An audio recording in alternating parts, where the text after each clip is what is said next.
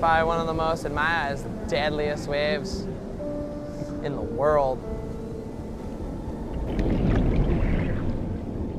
I got to the beach and I saw my first wave break at Pipeline. I'm like, how do people even drop into that? And then the sand was shaking, the reef was there, and I was just scared out of my mind. Something about this wave is amazing, you know, how it barrels and it breaks right in the same spot in the spit. I don't know, it's a mesmerizing wave and I love it.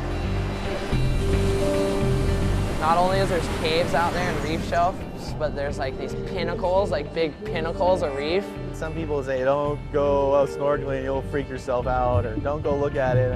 I mean, I think it helps. It makes me feel more comfortable. Whatever you think it's gonna do, it's not gonna do that. It's gonna do something a little more screwed up.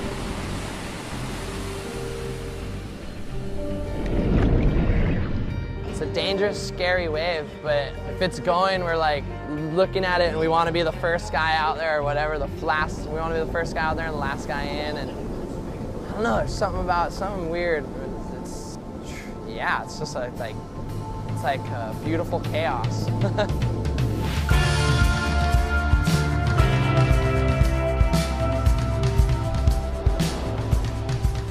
Pipeline is a really special wave. I feel like the older you get, the easier it gets to catch waves. So it's always insane to watch like Derek and Michael. When they paddle out, it's like the lineup just parts. Derek's gone, I don't even look, you know, so he gets the total respect. They're like if Dad and Uncle Derek are right here, and they're just like Allah to me, and Father and Uncle.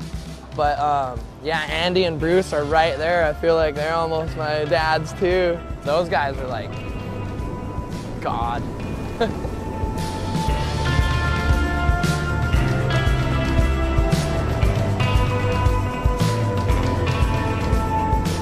At Pipeline, I grew up watching Kelly Slater, Johnny Boy Gomes, Bruce Irons, Andy Irons. That's what got me psyched. Thinking about Kelly, if you're a professional surfer, you have to be able to make it in Hawaii. You know, he proved that he could do that.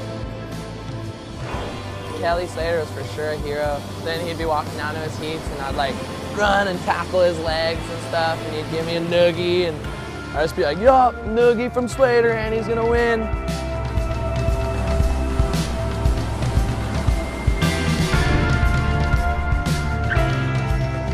Jamie's approach is really interesting. It's very unique. When it's on, that guy's out here, and that's what it takes to be the best, I think. I definitely think backside barrel riding has changed the game. You know, I think Kelly Slater came into it and changed it, and I think Bruce and Andy and John and myself, we just followed. You know, it was just something that with enough practice, we could take off later than anybody backside. So I think it opened up a lot of doors for backsiders. It's redefined, I think, a lot of the way people surf waves around the world. It makes it more exciting, you know?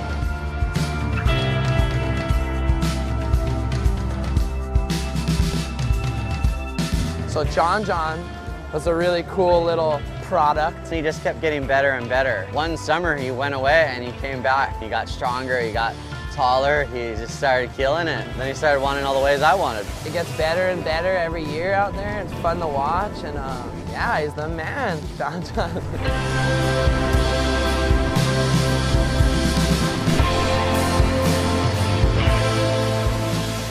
I think the future of surfing Pipeline is just gonna be like doing what the old school did, but like mixing it. While you're in the barrel and looking at that closeout section going, I'm gonna do an air off that.